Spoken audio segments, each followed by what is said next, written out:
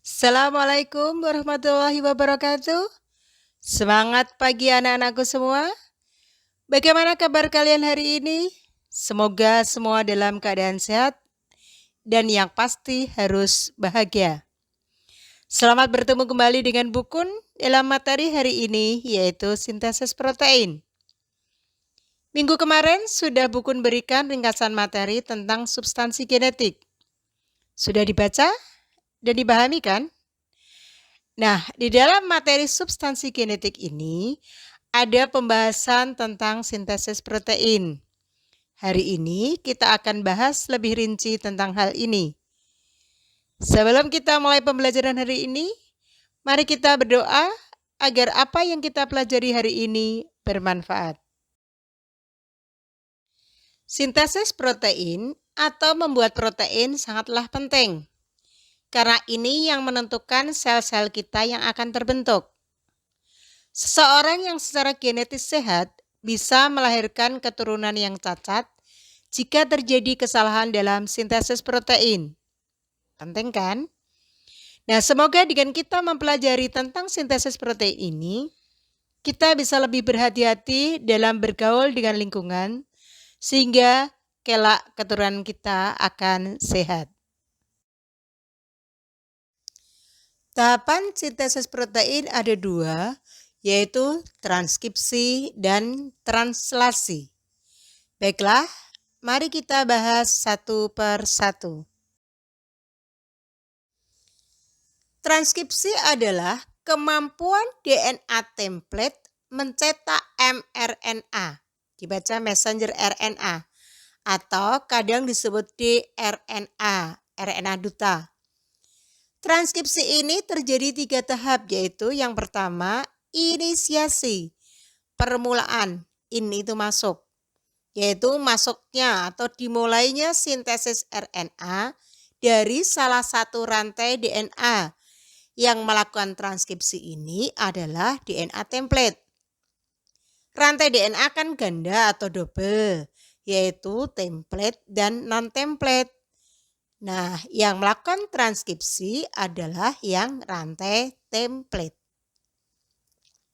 Kemudian yang kedua adalah elongasi atau pemanjangan, long, panjang, yaitu molekul RNA sedang tumbuh di sepanjang heliks atau rantai DNA. Terakhir adalah terminasi atau pengakhiran. Terminal itu kan terakhir, yaitu menghentikan proses transkripsi. Nah, proses transkripsi ini terjadi di dalam nukleus. Tahap yang kedua adalah translasi, translate, menerjemahkan, yaitu sel menginvestasikan suatu kode genetik menjadi protein yang sesuai. Sama halnya dengan transkripsi, translasi juga terjadi 3 tahap. Yang pertama adalah inisiasi. tRNA, dalam ini yang pertama adalah UAC, membawa asam amino metionin melekat pada kodon AUG, start, di ribosom sebagai tanda dimulainya translasi. Kemudian elongasi, asam amino berikutnya ditambahkan satu persatu pada asam amino pertama, yaitu metionin. Kemudian terminasi, elongasi berlanjut hingga ribosom mencapai codon stop. Codon stop itu ada UAA, UAG, dan UGA, sehingga sintesis protein berakhir. Ingat untuk basa nitrogen di ringkasan materi yang Bukun berikan kemarin. Nah, proses translasi ini terjadi di sitoplasma. Dalam sintesis protein ada hal yang terpenting, yaitu kode genetik atau kodon, yaitu nukleotida yang tersusun basa triplet. Triplet itu 3 basa nitrogen pada mRNA sebagai penentu asam amino. Jadi kodon ini yang menentukan asam amino. Untuk menentukan jenis asam amino yang terbentuk, nanti kita bisa melihat dengan diagram kode genetik akan Bukun berikan pada slide berikutnya. Nah, kode genetik ini tidak perlu dihafalkan, kecuali codon star, yaitu AUG tadi, dan codon stop, UAA, UAG, dan UGA yang tadi di atas tadi. Yang perlu kalian pahami adalah bagaimana cara membaca diagram kode genetik. Perhatikan diagram kode genetik berikut. Kita nanti bacanya, cara bacanya nanti. Yang perlu kalian ingat, jumlah basa nitrogen itu kan ada 4 buah, yaitu adenin atau A, urasil atau timin yang biasa disingkat U atau T, kemudian sitosin C, dan guanin G. Sedangkan asam amino yang harus dikodekan, kamu lihat di sebelah kanan ini, jumlahnya ada 21 ditambah 1 lagi stop atau terminal tadi, sehingga ada 22 asam amino. Nah, dengan basa nitrogen yang jumlahnya hanya 4, jika disusun satu-satu, misalnya A, U, C, G, berarti kan kurang karena hanya 4 kode, sementara yang harus kita kodekan ada 22. Nah, jika tersusun 22, misalnya A, C, AU, dan seterusnya, maka nanti hanya akan diperoleh 16 kode. Padahal kita butuh 22, masih kurang kan? Nah, sekarang jika kita tersusun 33, kita susun 33 menjadi basa triplet, misalnya AUG, AUC, dan seterusnya, nanti akan kita peroleh 64 kode. Sisa kan? Nah, sehingga dengan tersusun 33 ini nanti ada basa nitrogen yang berbeda, tetapi akan mengkodekan asam amino yang sama. Cara membaca kode genetik, kita ambil dari yang paling dalam menuju yang paling luar. Perhatikan potongan bagan kode genetik yang ada di sebelah kanan ini. Sudah diperhatikan? Nah, di sini Bukun berikan 2 contoh. Yang Bukun lingkari merah itu ada 2 ya. Di bagan sebelah kanan ada 2 yang Bukun berikan lingkaran merah. Sudah? Kita lihat yang Bukun lingkari merah sebelah kiri dulu ya. Kita baca yang sebelah kiri dulu. Ayo kita baca bersama-sama dari dalam. Kita baca dari lingkaran yang paling dalam ada G. Ketemu ya G? Kemudian tarik keluar ke lingkaran luar menuju basa C. Kemudian keluar lagi ada basa bergandengan 2 itu UC. Sehingga membacanya menjadi pertama G, C, kemudian UC-nya kita ambil U, jadi GCU, dan setelah itu GCC. Gitu ya. Jadi bacanya dari dalam keluar, G, C, kemudian UC-nya langsung kita bagi 2, sehingga menjadi GCU dan GCC. Baik GCU maupun GCC ini mengkodekan asam amino ala atau kita baca alanin.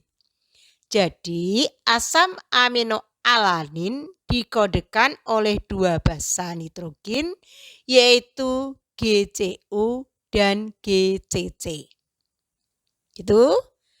Kemudian sekarang kita lihat lingkaran merah yang sebelah kanan. Kan Bukun menyatakan 2. Kita lihat yang sebelah kanan.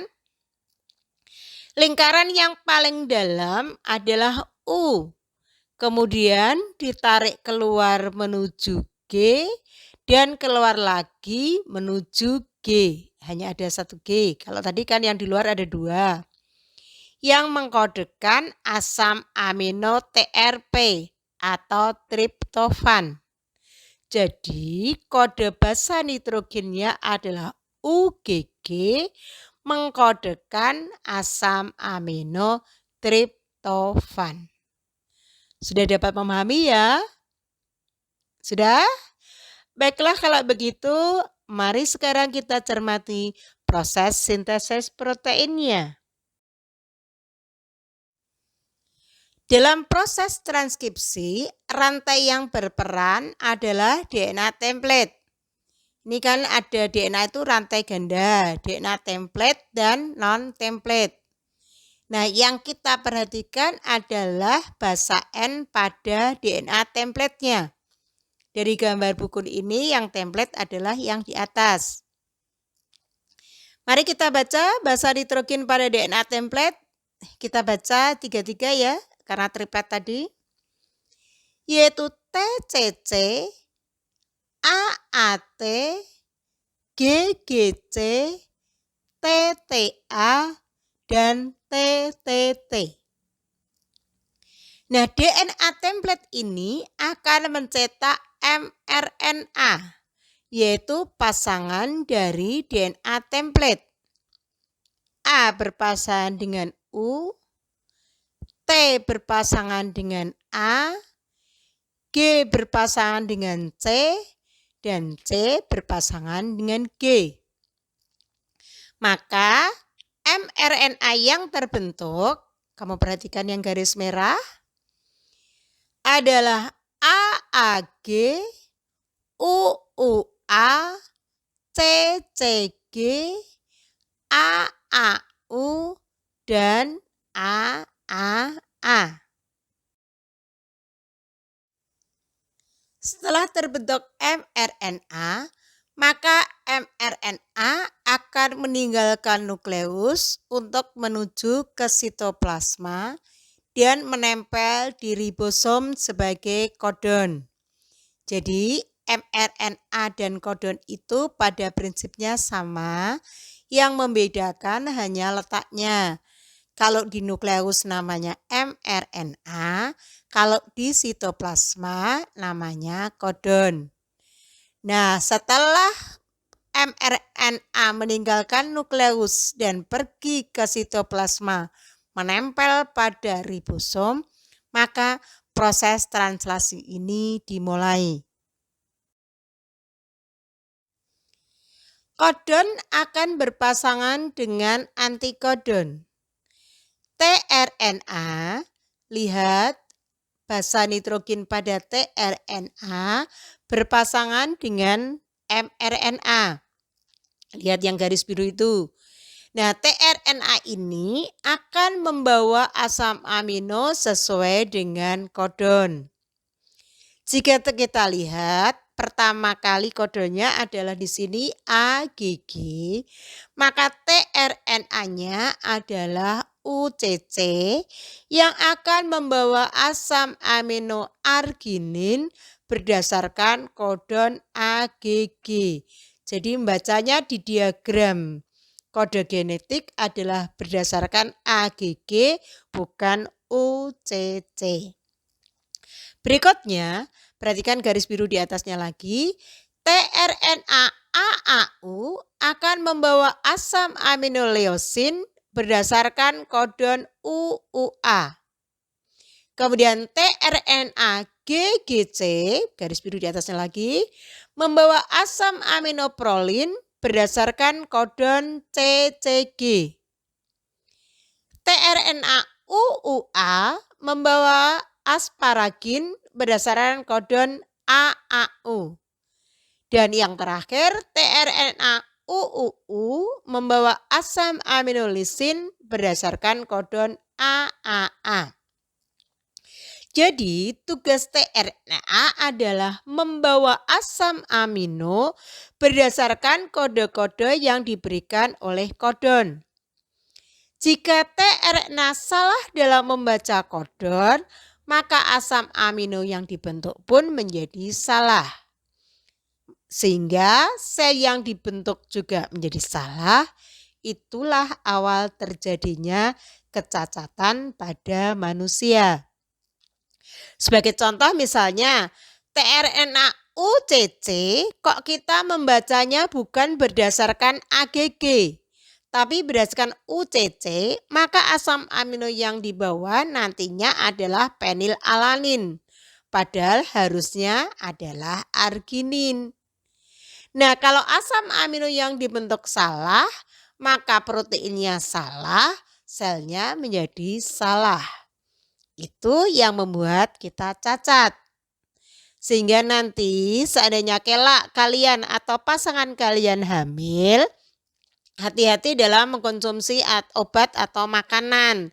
Salah-salah justru makanan atau obat itu akan mengganggu proses sintesis protein sehingga bisa terjadi kecacatan. Secara gampang sebenarnya kita bisa lihat bahwa susunan basa nitrogen pada DNA template akan sama dengan pada tRNA dan sama dengan antikodon. Hanya ingat, DNA tidak ada unsur U, tapi U diganti dengan T. Sedangkan di RNA, T diganti dengan U. Jadi sama persis. Hanya T itu di DNA, kalau di RNA diganti jadi U. Kemudian DNA non-template itu nanti sama dengan basa nitrogen pada mRNA, juga sama dengan kodon. Nah, DNA tidak ada basa U, urasil, sedangkan RNA tidak ada basa T, timin. Basa T pada DNA diganti U pada RNA atau sebaliknya. Secara singkat, proses sintesis protein adalah sebagai berikut. Yang pertama, DNA template mencetak mRNA untuk membawa kode sesuai urut basa nitrogennya. Kemudian yang kedua, mRNA meninggalkan inti pergi ke ribosom sebagai kodon. Yang ketiga, tRNA datang membawa asam amino sesuai dengan kode yang diberikan oleh mRNA atau kodon tadi dan bergabung dengan mRNA sesuai dengan kode basa nitrogen yang seharusnya.